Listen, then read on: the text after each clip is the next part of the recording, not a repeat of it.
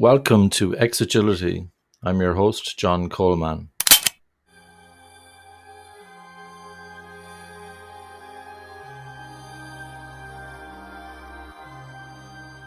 So, Tom, I wanted to talk to you about impact estimation tables in the success book. I found it really interesting. I've never actually seen any articulation like this before where people would look at estimates and the uncertainty around those, and also maybe the credibility as well in reference to the source. And I wonder if you could explain to the audience impact estimation tables are. And so the first thing is to give people the explicit recognition that there are multiple factors simultaneously. There's not just one quality thing. There's not just one cost thing. Okay? There's not just one architecture thing. There are, in fact, multiples, order of magnitude, first iteration, top 10 of each, top 10 values or qualities, top 5 maybe of the costs in practice, and top 10 strategies. And these can be further decomposed as needed depending on the size of your system. That's the first thing, to just say, let's recognize that we can't oversimplify by just having a few factors we loosely call quality and cost. Our reality, even for fairly simple systems, is that these are 10 different but critical values. They have different names, different definitions, different measurements. They're just not quality or even value or anything like that. Now, and you can do a very, very simple impact estimation table without a lot of fuss by putting a little question mark or a blank if you don't know how the strategy or architecture relates to the value.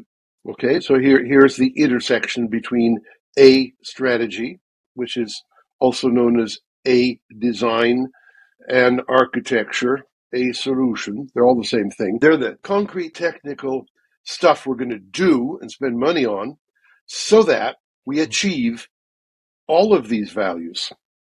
Okay. Now, what one solution does not give all the values. So you're going to need a few other solutions until you've got enough solutions to deliver your values. You can do this incrementally and a little bit at a time. You certainly don't have to do it all at once or anything like that. Now, again, you can do it simple. You can put a little plus in there if you believe there is a positive effect. And you can put a minus if you believe there is a negative side effect. Okay? If you get too much security, people might feel that usability is threatened. Okay? Now, simple symbols to indicate the relationships is forcing yourself to think about what you know and what other people know, and provides a discussion platform. Have we got the right strategies? By the way, the strategies carry the costs. So once you've got a set of strategies you think will work, then it's time to estimate the capital cost, the annual cost, the effect on technical debt and things like that, and sum it all up. And before you know it, you have a set of values over a set of costs, which I call effectiveness over cost effectiveness. Another word for that is efficiency. Another word for that is sort of profitability. Okay? And the higher the value to cost ratio, the better priority we should give that particular thing, and the earlier we ought to do it and deliver it incrementally without waiting to see what happens with the other stuff. Now, I didn't quite discuss the numbers and the risk things yet, but I sense that you wanted to ask me something. Yeah, I wanted to go there because I get the whole idea about value divided by effort or cost, but you seem to be kind of digging further about uncertainty as well, for example. Absolutely. Well, again, depending on the nature of your project, I mean, if you're doing the national health system, I'd certainly go a lot further. So it's up to you. But what we do is for every one of these ratings, scorings, call them what you like, about how good the strategy is for helping you deliver enhanced or improved value or quality, we ask a very simple question. Thanks for your opinion that it gets us halfway to the goal, but how do you know that? Meaning, what is your evidence? A standard question. And by the way, where did Yeah. you get your evidence? Can we examine, review, analyze your evidence and find out how good it is? In other words, its credibility. Because, you Yeah. can have good evidence from a bad source and you can have bad evidence from a good source. And what you'd like is pretty good evidence from a pretty good source. And so what I do is I rate the evidence and the source of the evidence on a scale of 0, no credibility, and Yeah. 1.0. Let's call it 100% credibility. You better believe it. It's rock solid guarantee this will happen. Okay. In addition, I ask another question when people make an estimate of, say, 50%. I say, fine, but could it be a little bit lower in practice? Yeah, always. Could it be a little bit higher? Could be. Okay, I want you to translate that to a plus minus. Is it plus minus 1, 5, 10, 40, 55? Okay, whatever that means. In other words, what kind of range are we looking for? What is the uncertainty? What is the spread of results? And I then, long story short, use these risk evaluations, that is the risk of these numbers not being good ones, and I use them Yeah. to modify my conclusions. And I can say, well, I'm feeling lucky today, punk, so I won't look at the risk things and I'll take that one because it's green. But if you say, I'm very anti-risk, we can't afford to fail on this like we did on the last national health system. So we're going to be very conservative and we're going to take the one that's guaranteed to work within narrow range. That won't always be true, but Yeah. it'll be truer than if you just dive in and hope for the best. There's an important point here because we're talking about estimating in the first instance. But when we are delivering things incrementally, and I'm delivering all systems in 1 or 2% increments from very early stages, there's no other interesting way to work as far as I'm concerned, we get the opportunity to measure what happened, okay? And in particular, what happened compared to what we thought would happen. If we thought we're going to get a 5% increment and we got 0, time to analyze our misunderstanding at an early stage and do something with it. If we thought it was going to cost 1% of capital cost and it cost 10% of capital cost, time to analyze this and maybe redesign to something cheaper, get rid of that problem at an early stage. So long story short, these estimates are just a first, let's call it first draft, so that we can start in a healthy way with probably very high value, probably very low cost, probably very low risk things. So we're in a very good starting position. But then we assume that Murphy's Law will kick in. If anything can happen, it will at the wrong Of time and course. place and everything like Yeah. that. Yeah.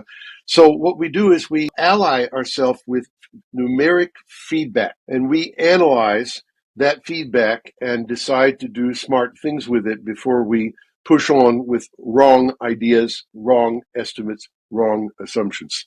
So this is, in other words, estimate and then deliver incrementally with corrections is what's going on here. A lot of people misunderstand this as we're just estimating and we're coming out with some final truth. Well, that's not agile, number one. We are very agile here in Yeah. the sense of delivering small increments, but we choose those increments based on their potential power, their value and cost and risk. And then we recognize we can be wrong and we adjust those by redesign and other things so that hopefully the increments continue in better shape. Yeah. Thank you, Tom. It looks very sensible, actually. I think it should be used much more often. Maybe it needs a little bit of re-energizing or something by other people as well, so that they're aware that this is something you should really give a go. I agree. But for I'm, example, which professors know this and teach it? And the answer is practically none. They teach inferior methods. I could name the inferior methods, but won't. In fact, one of them is very, very famous. It's balanced scorecard, which tries to do something similar. but it doesn't have the discipline of quantifying the values, quantifying multiple costs. The whole thing here is much more disciplined and therefore more realistic. Okay? So the professors are teaching Also, the wrong things. and balanced scorecard as well lacks focus, in my opinion. It's like we're trying to do everything and run down the hill. It is just too much. Whereas Yeah, impact estimation table is about, okay, what are we trying to do here? Yeah. yeah. But you see, balanced So it's really scorecard. cool. Now that came out of Harvard. Therefore, it must be good. And I've I've got a lot of documentation on what's wrong with balanced scorecard. Yeah, I can tell you the next time I'm teaching MBA students, I'll be teaching them impact estimation tables to the best of my ability. Good for you. Tom, I'll do my And little teach bit. them the comparison. I mean, I've written a lot about Yeah. comparisons to similar methods. There's even a Middlesex University doctoral degree on the subject, which I can supply you with if you want some good academic ammunition, by Lindsay Brody. Oh, thank you so much. Looking forward to that. It's important Yeah, not but to here's the teach evidence. Yeah, this. yeah. This is the right method. You know, we have the truth. But here's how you compare these things, and here's why one method is in fact more useful for you than others. So on page 45, the laws of project success, there's actually two things that really struck me about this page. First of all, I'll read out Gilb's laws of project success. So number one, if you have not defined success clearly, then it is possible to reach it. That makes a lot of sense, but a lot of people don't do it. And then Mhm. conscious design beats random conventional construction when the success requirements are ambitious and the systems are complex and dynamic. If potential problems are solved or prevented early, then that is far more cost effective than reacting to failure threats much later. That's also reflects what was said in I Hope Big Things Get Done, that book as well. Ideal requirement levels require infinite resources. Indeed. Balancing conflicting requirements will be much. By the way, I was working at International Computers Limited, and the quality director, John, said to me, Tom, we should have as a corporate standard 100% availability of the systems. And I said, John, that will put you out of business if you took it seriously. Let's ask how much Yeah, availability you have now. The answer was something like 90% at the time, and set a level, let's say 99% as a corporate standard, which is within reason. And it has to be competitive also. In other words, you can't price yourself out of the market by having too good a quality. indeed. And then it says balancing conflicting requirements will be more successful than disappointing multiple unreasonable target expectations. And Yeah, yeah, don't deal with extremists. Everybody be nice to everybody. yeah, Cooperate. Give a little, take a little. yeah. And then a disciplined engineering approach is the most cost effective method for reaching success and keeping it. And scientific methods also apply to industrial and public service projects. So I Right. really loved Now, these laws of project success. on the disciplined engineering, long after I wrote that, the book that you and I have read, How to Manage Big Things, by Bent Flyvbjerg and one other co-author. In a sense, they proved that with statistics from 16,000 projects. A disciplined engineering approach is the most cost-effective method for reaching success and keeping it. So if you want some proof, read the book or look at the 16,000 project database, of which only 0.5% of the projects managed to be totally successful. But they did it, he says in the book, clear as a bell, disciplined engineering approach. Yeah, combination of experience and experimentation as well to making Yep, mistakes yep, while it was cost effective to make the mistakes. yeah. Yeah.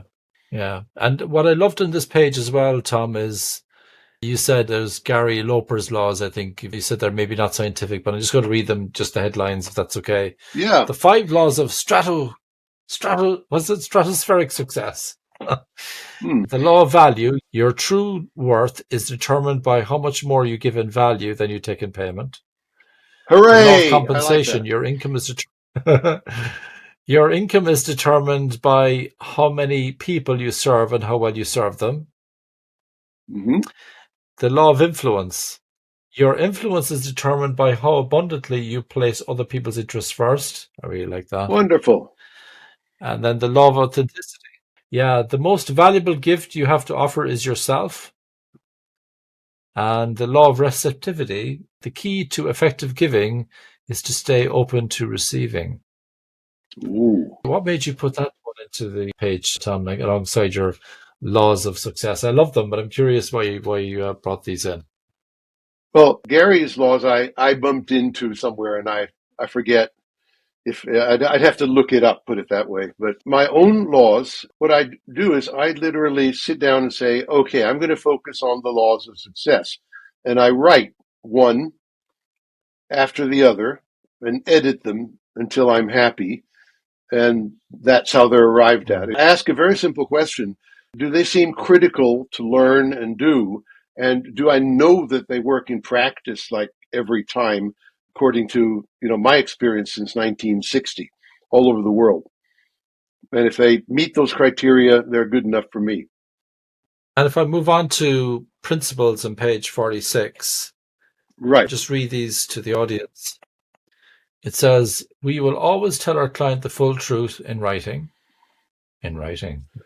We will always offer to do things in the client's real long-term best interests, explaining why, and in spite of their instructions to the contrary.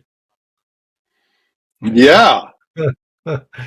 If a client insists on acting or instructing us in a manner that will probably lead to failure or serious lack of success, then we will regretfully resign from the assignment, giving our reasons in writing.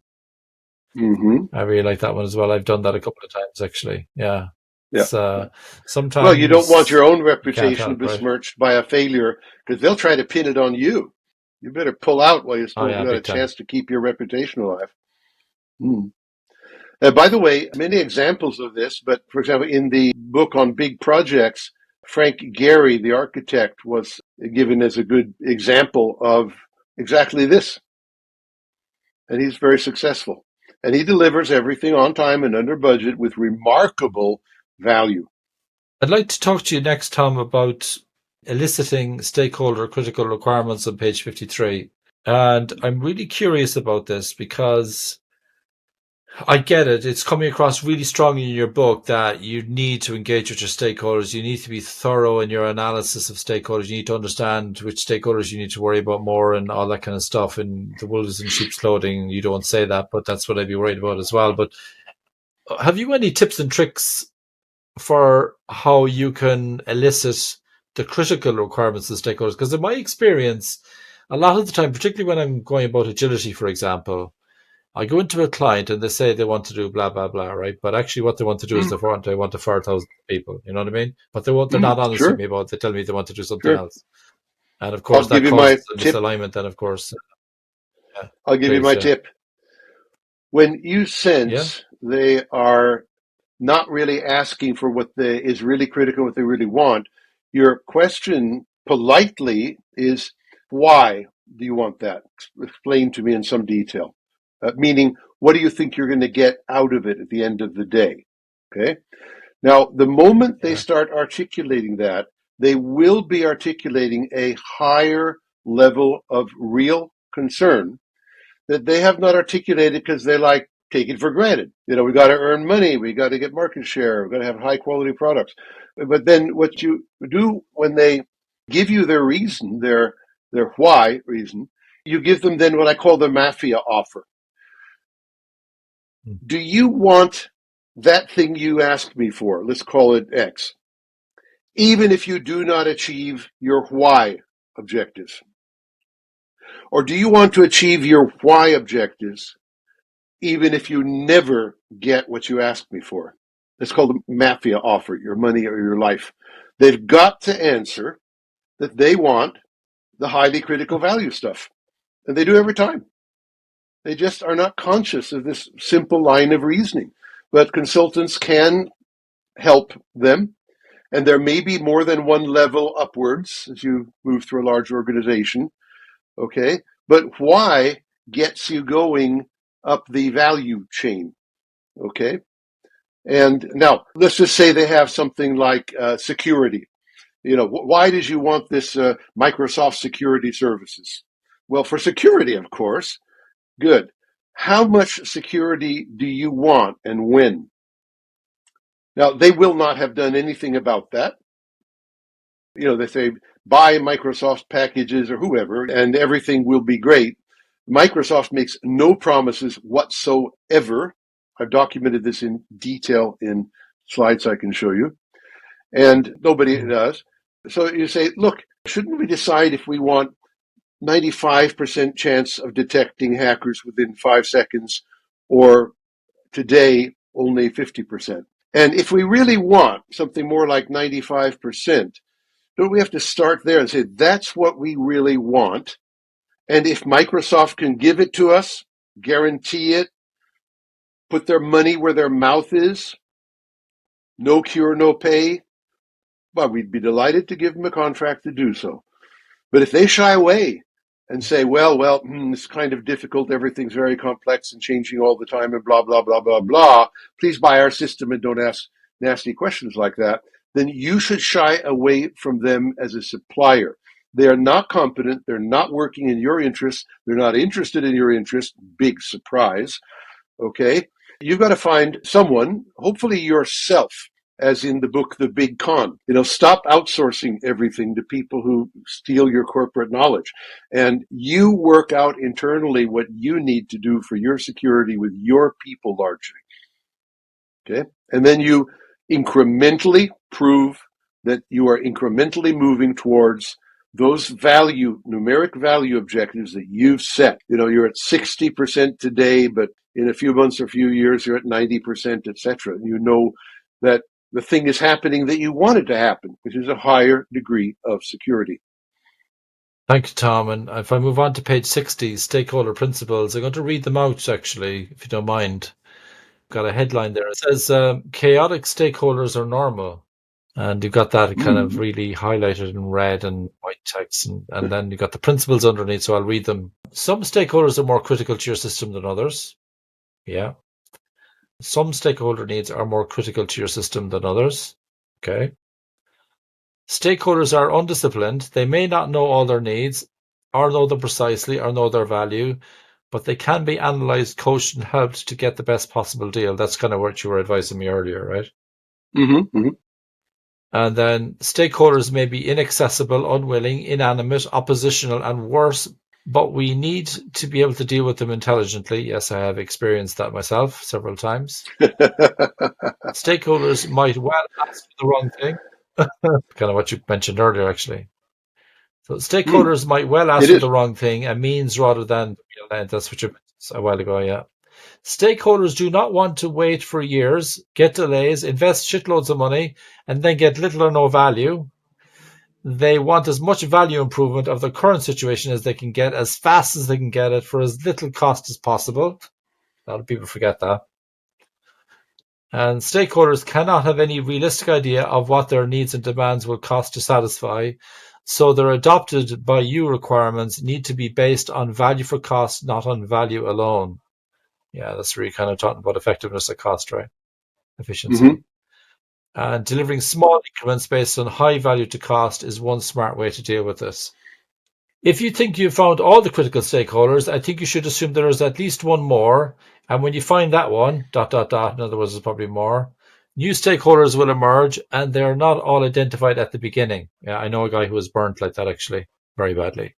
If you think you have found all critical needs of a stakeholder, there will always be at least one more thing hiding. It's kind of like Murphy's Law on steroids, isn't it, Tom?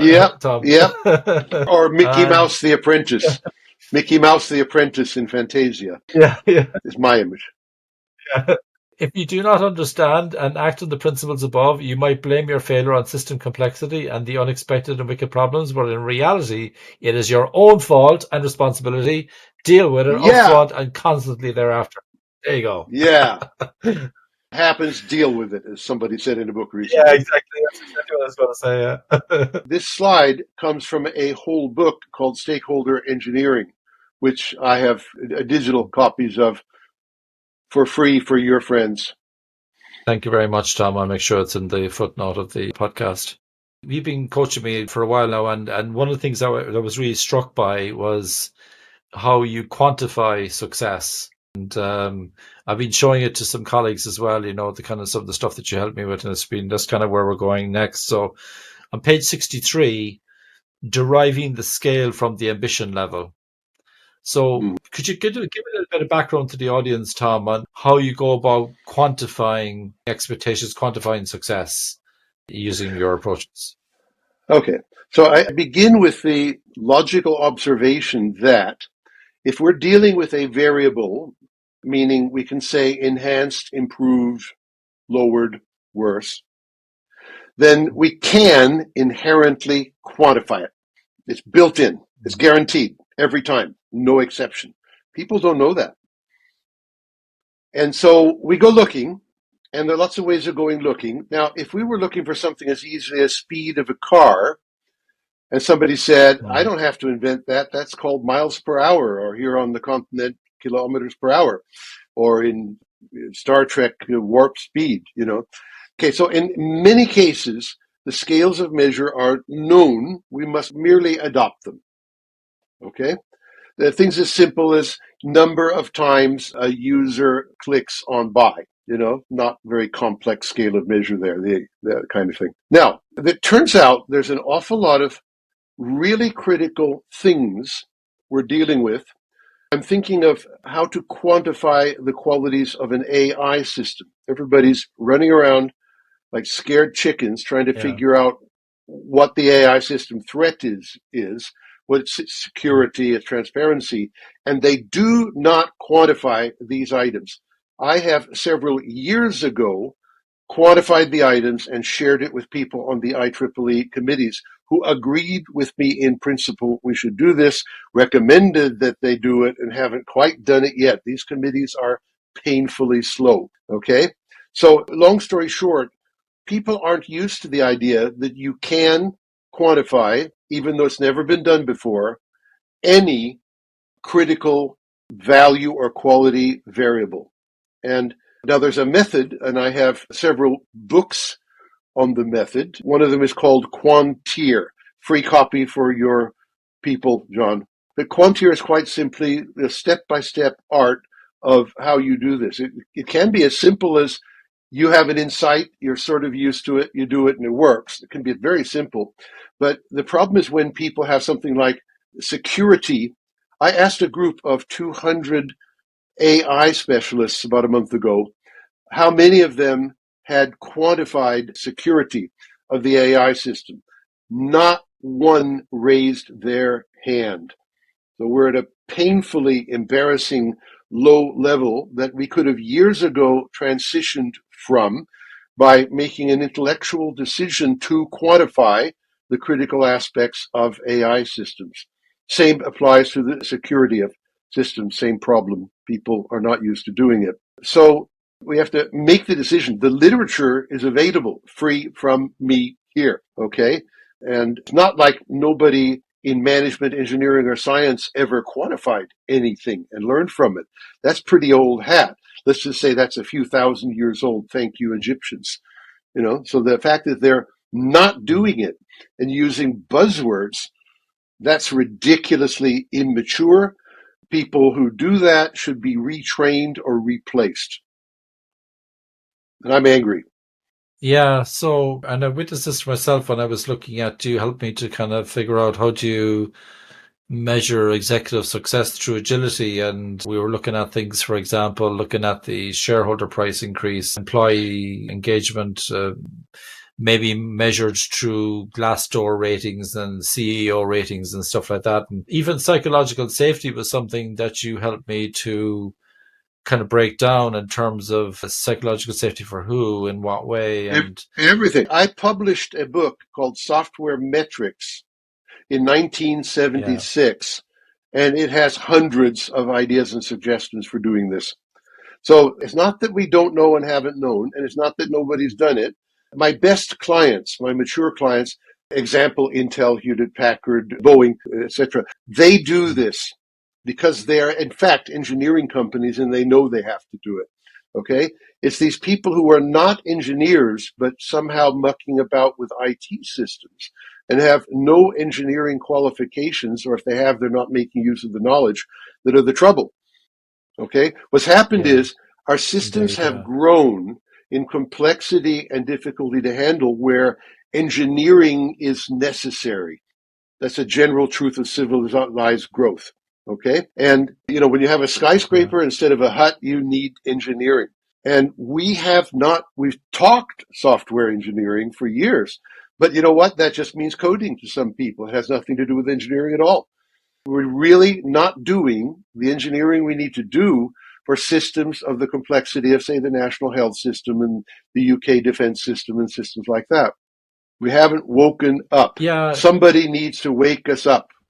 indeed. If I was just to give an example from the executive success work that I'm doing, and it's only draft materials, it's not perfect or anything, but psychological safety defined as a percentage of the degree of acknowledgement of psychological safety by human entity as a result of a defined environment. And human entity is broken down to family, spouse, employee, executive manager, customer, parent, guardian, child, baby, disabled person, person from an underrepresented community, new employee, supplier, executive, supplier, manager, supplier, employee, supplier, contractor, consultant.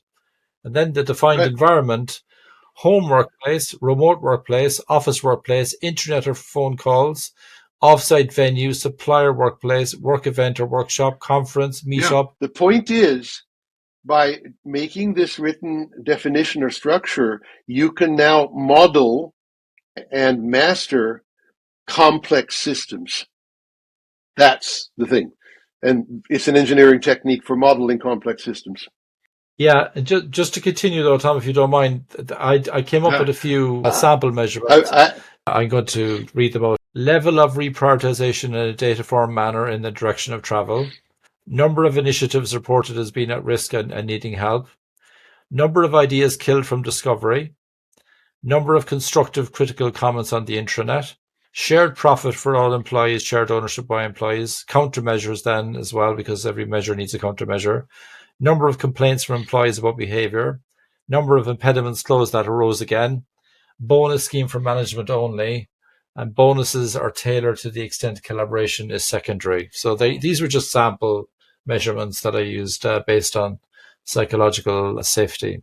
So basically, when you're doing measurement, it seems that you derive the scale, you look at the qualifiers, benchmarks, and you also set failure borders and success levels. Can you talk a little bit about that? Because I noticed that you not only do you help people to come up with clarity of measuring success, but also what does success look like and what does failure look like, I've noticed. You seem to do a lot of work on that. So once we have a scale of measure, let's take a simple car example. Is there a slowest legal speed on a British road, like 10 miles an hour, British highway, 5 miles an hour, before the police will pull you over and say you're a danger to traffic, you're going too slow? There is. Yeah, drive slow enough and they'll get you. Okay, so that's an example of a constraint. So let's just say, for the sake of argument, on a major highway, it's 70 miles per hour. Just say. And what is the maximum speed on that same highway? Let's just say it's 85 or 90. Okay, so these are two different ideas. You fail if you go too fast, and you fail if you go too slow. Okay, that's number one. And you've defined this with numbers. Okay, it's like temperature. You fail if you're too hot to be comfortable, and you fail if you're too cold. Okay, so it's very important to define these borders because, number one, you can test a system before paying for it that it works that way. Test criteria. And number two, you can design an architect and get incremental feedback that it is in that direction. Things are working that way before you get a failure of handover or something like that. Now, what I've found is that when people set goals, if they set numeric goals at all, many don't, they set one goal. We want to get to 95% for security. But they don't ask the question, under certain circumstances, if we were to lower it to 90% for special cases which are not very dangerous, could we save a whole lot of money? And if so, why don't we? That's what I call a value constraint or a scalar constraint. But it's a number on the scale that defines the point at which it's either the lowest acceptable point, we call that the tolerable level, or you could just below that is what we call a failure level. But in other words, it's very important. By defining failure levels, you're saying if you are better than this, you have not failed. But not failed just over the border is not the same as the success we think about. We think about success. That's usually a lot more than the absolute minimum for survival. Okay, so we have another number, which is a fatter, bigger number, which is where your dreams are fulfilled, everybody's terribly happy, and you're a hero, whatever that is. Let's call it huge profit. The kind of thing that Elon Musk has with his 19% profit while all others around him have 4% for delivering cars. he literally talks about going to more than 19-20% profit while the other guys have no idea how to get above 5%. My stock went up in Tesla today, remarkably.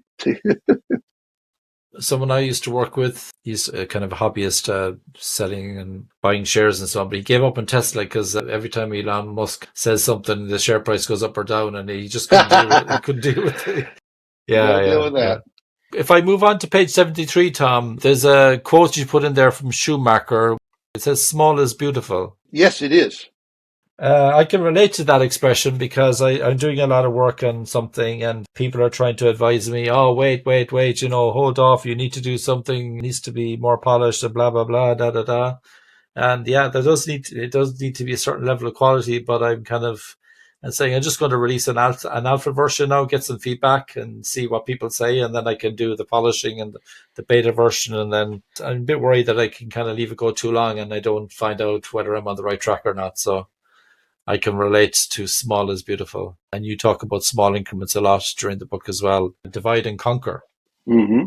Yeah. Now, this is a surprisingly large subject that I feel people do not understand. That is 99% have no idea what kind of decomposition I believe in and how to do it. They know how to decompose, bill of materials of anything, like the human body, one hand and fingers. But the trick here, if you're doing agile, is to, at a very early stage, first month, decompose a very large problem, like the National Health Service new system, and start delivering enhancements that deliver value every month or every week forever. Now, most people start off by saying, but Tom, you can't do that. It's too big, too complex.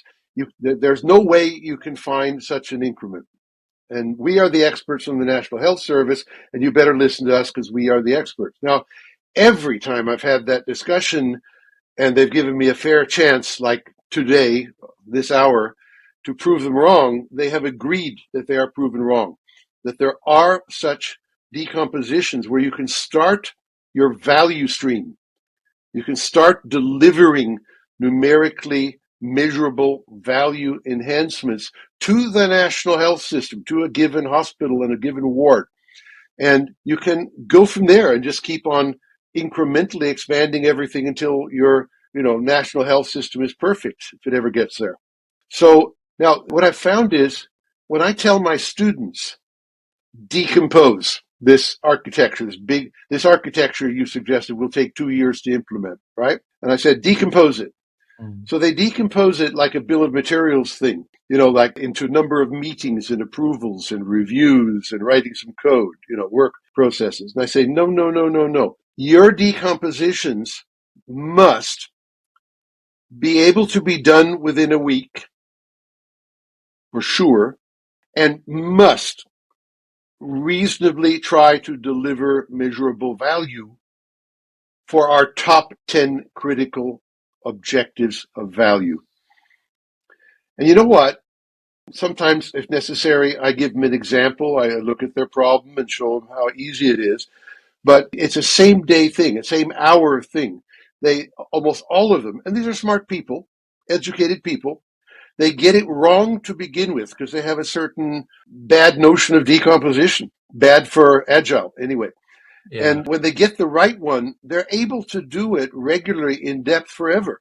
It's just nobody ever taught them this simple idea of decomposition, that it has to be something you can do now and get results. Now, who is against getting results now? Who's against learning how to do that? Yeah, nobody. Yeah. I've seen that as well myself, Tom, where people break down outcomes into outputs into activities, and before you know it, they're breaking down into 2 week chunks of just activities. You still get no value. I said to them, can you give me some examples? And they might say, oh, here's 21 examples. I say, okay, can you just give me one? No, we have to do them all. Well, maybe you do, maybe not.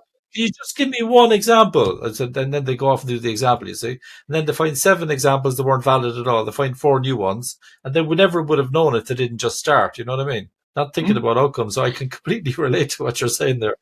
Yeah, I see that a lot, actually. Now, remember, these are the same people who have not defined and agreed their value criteria. So one of the advices is, hey, focus on value X, which needs to go from 60% to 95. Now, think of something, however small, that will move you 1% next week, but can be done next week. They literally have to focus on a value they have never defined clearly in their life and never learned to do it. So we have a structural problem here. People haven't even got a clear idea of the values they want. And therefore, they cannot decompose to deliver the value stream. Yeah. And look at page 74 here as well. You've got play smart bets, gamble to win, which is kind of what you're talking about. But what's really capturing my attention is there's an image on it, which I'll describe to the listeners, where you've got this impact estimation table, which you talked about earlier, and you've got percentage of weight to goal and percentage of weight to budget. And I really like that you've been talking about the value and the budget in there, because a lot of people kind of get lost on the cost, don't they? That's really nice. Again, I emphasize this is agile as it should be. It is not agile as currently taught by almost everybody else. So finally, Tom, page 75 is the last page I'm going to talk about today. All right. And this is the one that it's a nice one to end up as well, because it's got the value success principles, and there's kind of big headline, value engineering gives more value faster. And I'd like to read the principles, if you don't mind, and then I'd love to get your maybe summary as well, but I'll just read them for now. So here they are. Number 1, focus. Keep your focus at all times on the values needed by critical stakeholders. That's kind of what you were talking about a while ago with the NHS. At all times. Number 1. Number 2, prioritize the values that give the biggest impacts on critical stakeholder environments. Number 3, deliver. Prioritize delivery of the most cost-effective values first. 4, quantify. Make values quantified and measurable step by step. 5, learn. Everybody forgets the learn bit, don't they? Learn early how to scale up value spread to the larger environment. Number 6, publicize. Publicize your real current measurable value delivery, at least internally, attract interest and support, and maybe even more budget, because that might build a head of steam actually to do more of this. Help quantify. Number 7, help stakeholders express their value ideas, not their solution ideas, quantitatively. And 8, get costs. Help stakeholders understand the total cost picture of the value levels they are asking for. So that's kind of what you're talking about a while ago. 100% uptime, that'll put you out of business. So what can you really afford, kind of thing. And you kind of left it there on the 22nd of October 2021. You said you want to write more at some point, and maybe you will, maybe you won't, but you got loads of other books, and I'm looking forward to talking to you about maybe some other books on another show, Tom. I'd love to thank you so much for being on the show. But how would you summarize the success book for the audience, Tom? What would you want people to take away from your book? Okay. Quantify success. Work incrementally towards it. Nice and simple. Well done. Tom, thank you very much for coming on the Xagility podcast. Absolute pleasure to have you on the show, and hopefully I'll have you on the show again soon. Thank you so much. A pleasure. Thank you.